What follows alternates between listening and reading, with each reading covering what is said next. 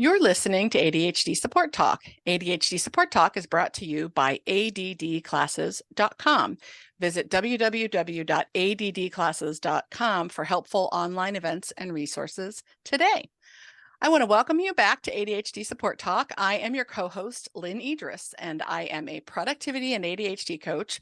So I empower professionals to take control of their time and their lives so that they can fulfill their potential and have more time and energy for what matters most to them. So you guys know I'm a woman with ADHD myself, so I get it. I've been there, I've done that, and come out the other side, so to speak. I often say, you can't cure ADHD, but you sure can learn how to live well with it. And that's what I want for every single one of you. You can learn more about me and what I do and the programs and services I offer at www.coachingadvantages.com. But today I have Alan Brown with me, and we're going to talk about a really interesting topic that I think is going to be pertinent to probably all of our listeners. We're going to talk about how to get more done by trying less. Welcome, Alan. Great to be here. Thanks for having me back. Always good to have you with us. So where do you want to jump in? We were talking before the recording started, and one of the most common things our clients have frustration over is not getting things done when we really hope to and how we really hope to. So tell our listeners a little bit about why this is so common. Well, yeah, it is true. You and I both interact with lots of folks who have this, man, I was kind of doing stuff all day and I didn't really get anything done. I make a plan, I make the perfect plan for my day, and then I can't seem to get anything, of that plan done, kind of thing. And so I often sort of half jokingly invite my clients to stop trying so much. And I mean that in two ways. Now try taking on less and stop trying so hard. I'll explain both of these. But the two big reasons that this really happens, where we're not getting everything done we think we could get done or that we want to get done, is one, it's magical planning, right? Yeah, when we plan our day with an unrealistic schedule to accommodate an unrealistic list of to-dos that we think will actually get done today, right? Absolutely. And then, of course, we get frustrated at the end of the day. We didn't get all our planned to-dos done. But and I'm gonna talk a little bit more about that in a sec. But the second is, and this is a little more abstract, we have this perceived need to catch up, right? Yes. It takes many forms, right? So what do we do when we're always trying to catch up? We focus on relatively unimportant to-dos for the sake of catching up volume on our to-do list. Yes. If I go in there and I delete 83 emails, I will have caught up a little bit on but it didn't actually move anything forward, right? Right. Checking the news and social media feeds, right? Because we think something salacious may have happened in the last 45 minutes since we got to catch up on news or catch up with friends. So there's a lot of catching up going. And it just contributes to our overwhelm and stress. And again, we'll talk about that in a little bit. Yeah. Absolutely. So tell us a little bit more about getting more done by trying less. I think that's an interesting notion. And I think if you're talking about what I think you're talking about, it's also something that I talk with my clients an awful lot about. You bet. I'm sure it is. So one of the things that I invite folks to do, and this is just to the magical planning thing, right? Start planning lighter and looser, right? Yes. Let's call it light and loose. What do I mean by that? We are always planning these perfect days because everything looks perfect on paper, right? Right. Of course, the best laid plans of mice and men, as the saying goes. But what we don't take into account is that what happens as our day unfolds, or our week, or our month, or whatever. Right? Reality happens, right? And we end up, at the end of the day, frustrated. It said it as a guy at Stanford, as a researcher, his name is Bill Burnett. He says, no plan for your life will survive first contact with reality. And the same goes for your day, right? Absolutely. So even if you leave some buffers of breathing room in your day's plan, it's likely you're not accounting for instance, what I call personal admin. You think about all the little things we need to do my throughout gosh, our yes. day for which there are no calendar entries, bathroom breaks, grabbing another coffee, back and forthing with your friend by email or text or whatever. And then there's also the significant amount of time that's needed to transition into and out of and back and forth between Yes. tasks. And then there's also, and by the way, research suggests that each transition from, you're working on something over here and you transition over to something else, each of those transitions can burn 6 to 15 minutes. Right? Yes. So you think about 10 transitions a day, then equals somewhere between 1 and 2.5 hours, right? That's a lot. But then there's the big stuff, right, Lynn? It's the stuff where, oh, I didn't realize that was going to happen. Oh, or that piece of reality happened. Or, oh, I just remembered so-and-so. Or we get interrupted by something. Yes. So all those realities we don't account for. And a lot of them you can't account for. But if we can just look more realistically at our plans for our day and just realize that some reality is going to come in there, and also that there are other things that I do in the regular course of my day that don't get calendar entries. Right. So more specifically, what we can do, we can plan lighter, right? So, for instance, if something doesn't have to happen today or tomorrow, don't cram it into your planner or your calendar or your to-do list for the day, right? We have this very optimistic and time blind, right? An unrealistic view of, wow, here it is. It's morning. I feel pretty good today. I'm going to get all these things done, right? Even if many of those things don't actually need to get done today. And then the things that really did either need to get done today or that really needed to get moved forward today, they are competing with those things that don't need to get done. Absolutely. Right? So just be more careful in choosing your to-dos for the day, and always look for fewer.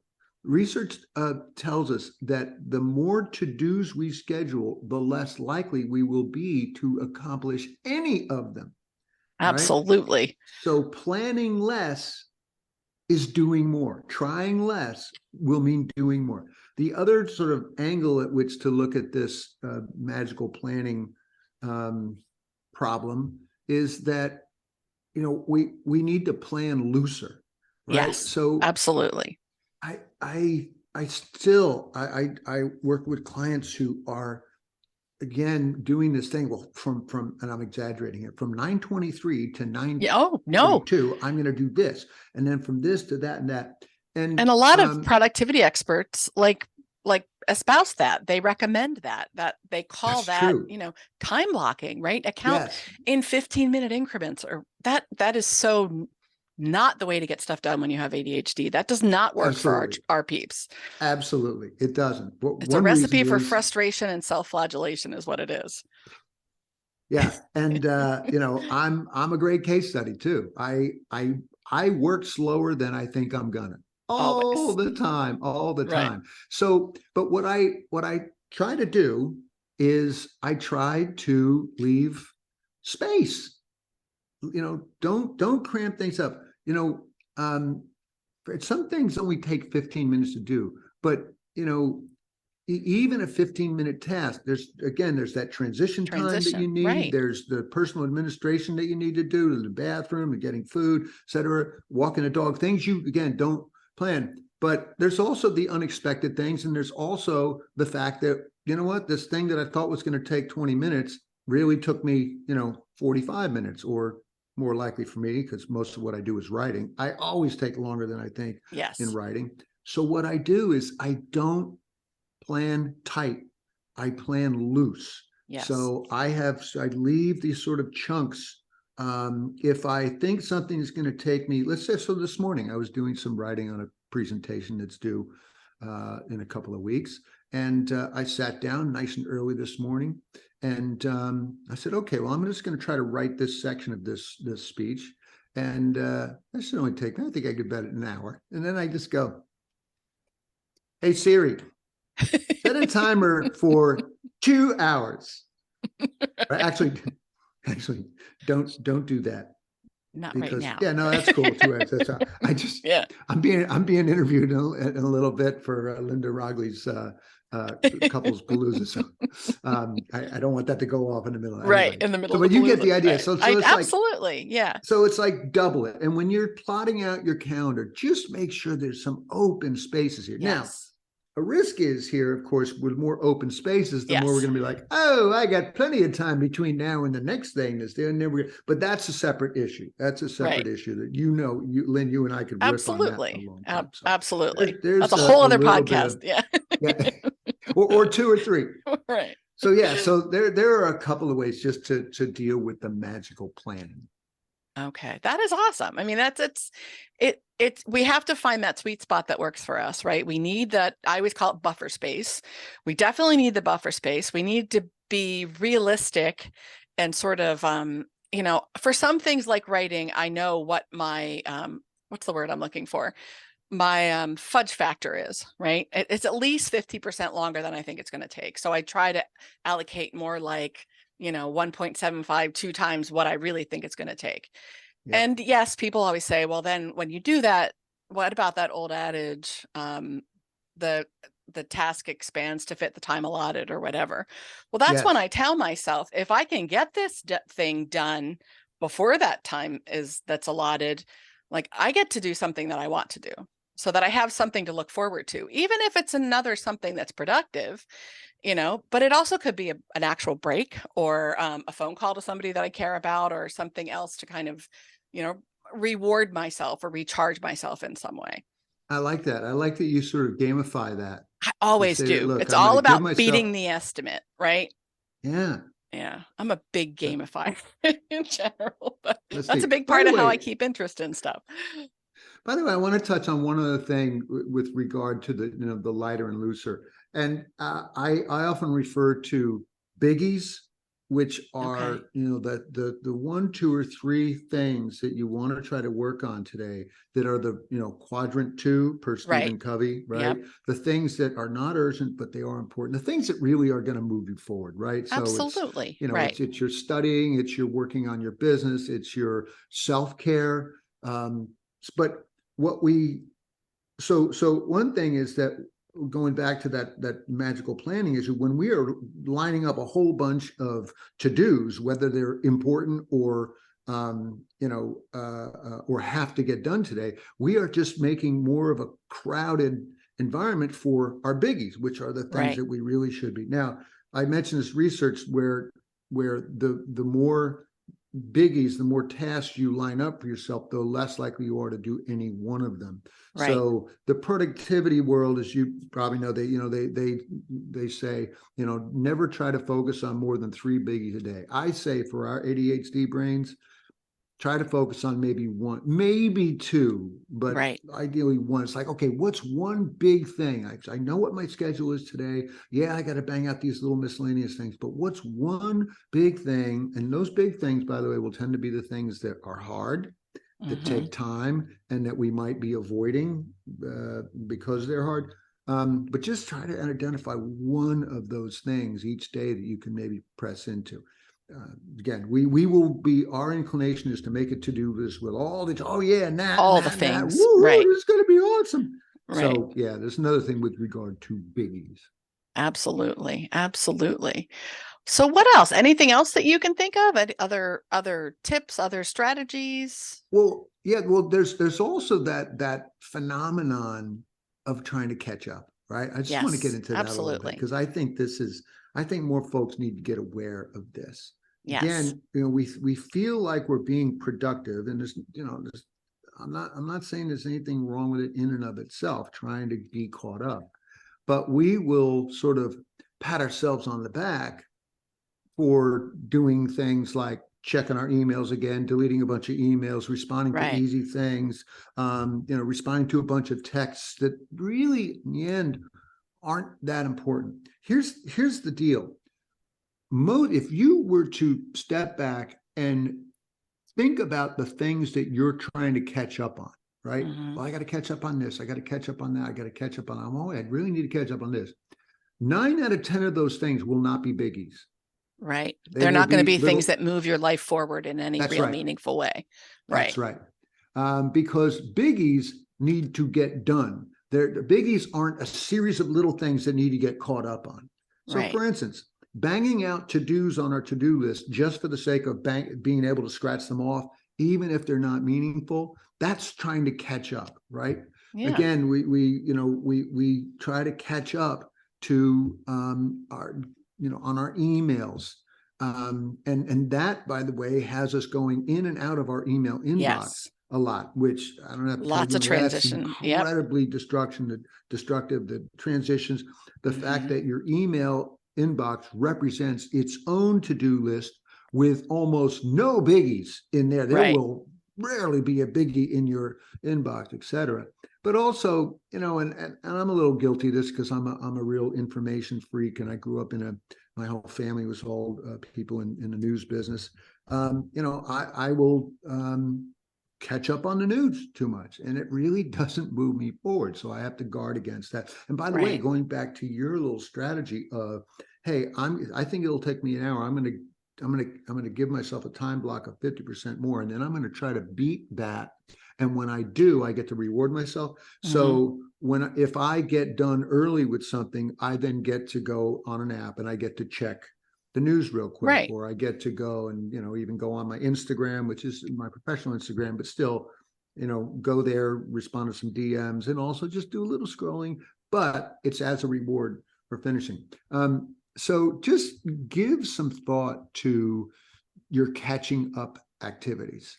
And really, really do examine them and whether they are really getting you caught up on things that are important. So we have to ask, okay, is checking my email again truly urgent, or is going through my email inbox to try to clean it up or catch up on it? Is it truly urgent? Is it truly important? Right. And here's the last question, and this really kind of goes for all this stuff because we're talking about getting more done by trying less. Is what I'm doing resulting in more spaciousness? Ooh, right? I like that. You can go and you could spend 5 hours just deleting emails. I guarantee you will not feel more spacious as a result of going in and doing that little pseudo-productive task. So give some thought to that, everybody. I like that spaciousness. That's a different way to look at it. And couldn't we all use a little more spaciousness? Like, really? Absolutely. Me included. Absolutely. Yeah. 100%. Good stuff. So any last thoughts you want to share with our listeners, Alan? Anything else? And then don't forget to tell them again, how they can learn more about you and what you do. And you have an event coming up as well, right? I do. Oh my goodness. Thanks for reminding me. I've got an event coming up. So I'm going to close with a quote from Brian Tracy. He's a personal development guru and a productivity guide too. He says, every minute of planning saves you 10 minutes in execution. There's definitely truth in that, right? And I do hope that everyone here begins each day with some kind of brief pause, to just pause and plan, just what's today going to be about. Yeah. But the benefits of planning don't pan out when we're planning perfect days. Yes. I invite everyone here to look at their day or their week before them and get really imperfect, get lighter, get looser, and try to catch yourself when you're trying to catch up, unless it's working on a biggie. There's my close. But that's a good thank one. you for the invitation to remind folks who I am. And by the way, hello, I'm Alan P. Brown. I'm the creator of the ADD Crusher program for its videos and audios for ADHD adults and teens. You can learn more about me at addcrusher.com. But thank you also for reminding me to talk about the event I have coming up. If you're watching this in January of 2023, I've created a virtual summit called the Crusher ADHD Virtual Summit. And I've got 25 of the top ADHD gurus, Lynne included, Tara McGillicuddy. You can't have a summit of experts without these two, right? And it's really neat because I wanted to do something at the beginning of the year. So and it's because the theme of the thing is reboot, like get a fresh start mentally, retool or reload with some new tools, right? And then reimagine. right, of what could be possible for you in your year. Everybody, me included, we go to this thing where, new year, I'm going to go do this, I'm going to do that, I'm going to change that. And because we're not operating with the tools that are really proven to work, and we do a lot of magical thinking, but things don't pan out. But I wanted to bring together 25 of these folks like you, Lynn, who really can offer some solid, proven strategies to have a shot at making the coming year really feel different from last year. So that's it. And I think you've got the URL that folks can go to for it. I do. You go to www.adhdevents.com/crush2023. No spaces there. adhdevents.com/crush2023. And we'll put that link on the podcast page and in the show notes on the different platforms. If you can't grab it right now, it'll be right there for you as well. Well, thanks so much, Alan. I always enjoy spending time with you and having you as a guest. I really appreciate you being here, and I appreciate all of you who are listening. As always, I appreciate your attention. Catch us next time on ADHD Support Talk. Bye. Thank you. Thank you, Lynn.